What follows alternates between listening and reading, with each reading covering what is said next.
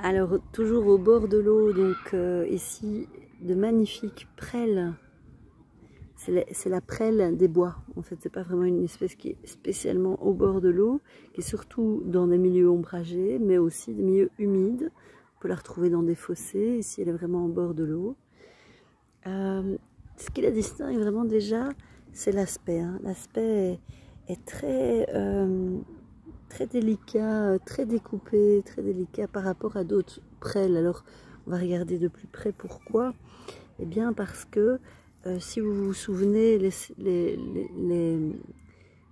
séquences sur les prêles, hein, les prêles, d'habitude, c'est juste un rameau, comme un doigt.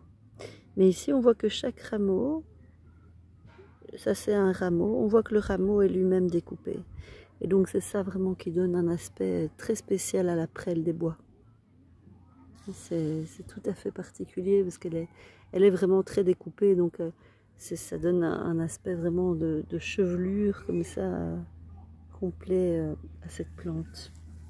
Alors ce qu'on va retrouver aussi chez la prêle des bois, c'est que il va y avoir, la tige va être en partie creuse, hein, pas complètement creuse, mais en partie creuse, on le voit là. Et donc, et puis elle a une teinte quand même près des nœuds assez brunâtre. Donc ça, c'est pas une prêle qu'on va utiliser pour le côté médicinal. Hein. C'est donc bien la prêle des champs. Vous pouvez aller revoir les vidéos sur cette espèce, la prêle des champs. Je pense que c'est vraiment celle-là qui est utilisée. Hein. Les autres ne sont pas utilisées. Prêle des champs qu'on va utiliser en médecine.